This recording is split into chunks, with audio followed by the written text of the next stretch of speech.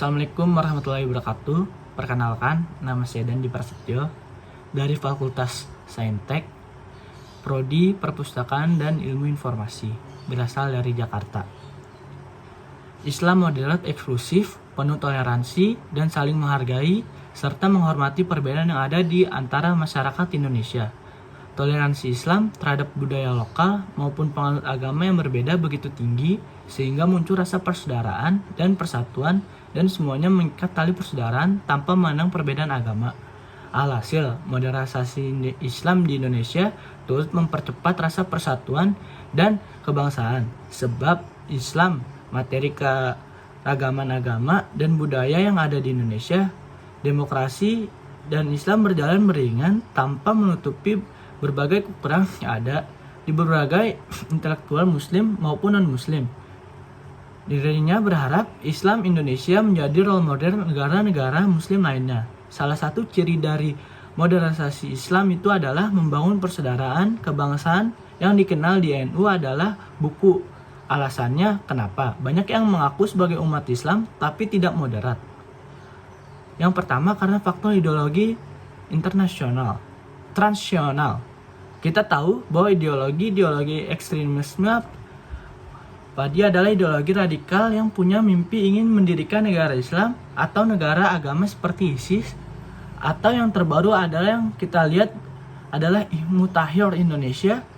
Sebagian dari Hizbut Tahrir internasional, misalnya ideologi internasional transnasional ini maupun dari luar ke Indonesia maupun mempengaruhi persaudaraan kebangsaan kita yang bisa digunakan ketika kita berbicara tentang Islam moderat adalah Quran Surah Al-Baqarah ayat 143 dengan melihat dan menggarisbawahi berapa kata dan dalam kalimat Surah Al-Baqarah ayat 143. Ini kajian terhadap kata-kata dalam Al-Quran ini menurut para mufasir menjadi penting karena setiap kata dalam Al-Quran memiliki pesan dan maknanya tersendiri yang sangat unik dan mendalam. Oleh karena itu, profesor-profesor di luar Islam, di Barat, di Asia, melakukan kajian juga yang bernama kajian sematik terhadap kata-kata dalam Al-Quran. Misalnya ada namanya Profesor Toshiko Izuzu yang melakukan kajian terhadap kata-kata dalam Al-Quran untuk melihat pandangan dunia Al-Quran secara utuh dalam surat Al-Baqarah ayat 143.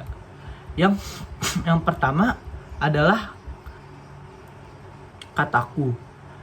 Matan artinya kataku matan. Artinya ayat ini merujuk kepada umat Islam, bukan agama Islam, karena agama Islam pastilah moderat. Ia tidak perlu dimodelkan, tidak perlu diprediksi dengan kata Grab juga karena ini pasti moderat.